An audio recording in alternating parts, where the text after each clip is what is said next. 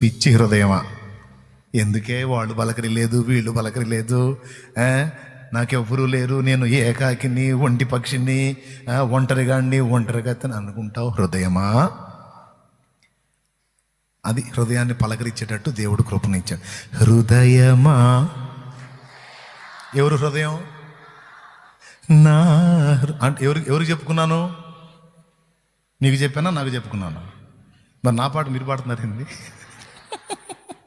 అంటే మీరు కూడా మీ హృదయానికి చెప్పుకుంటారన్నమాట. ఇప్పుడు చెప్పుకోండి.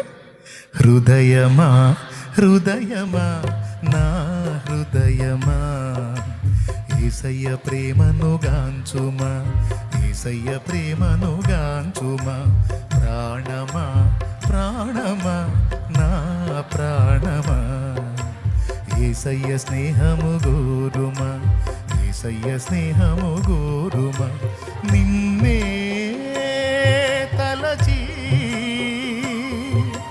నిన్నే వలచి,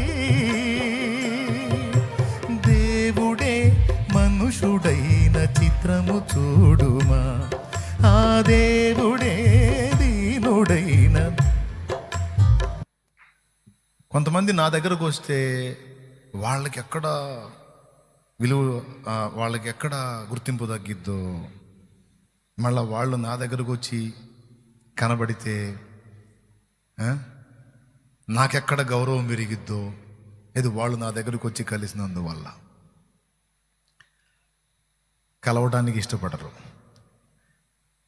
పొరపాటును కూడా మంచి పాట, నేను నా నుంచి దేవుడిచ్చిన పాటలు మంచి ఉన్నా, పాడదగ్గవి ఉన్నా, పొరపాటును కూడా పాడరు. పొరపాటును ఈ పాట పాడామంటే అందరూ వాడికి వెళ్ళి చూస్తారు.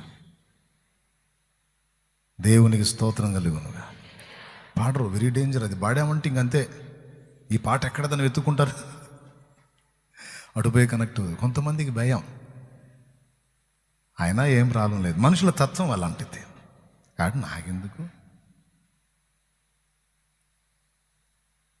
కాబట్టి నాకెందుకు, నన్ను పిలిచి నన్ను తలచి నన్ను వలచి నా దేవుడు మహిమను వదిలిపెట్టి వచ్చాడు.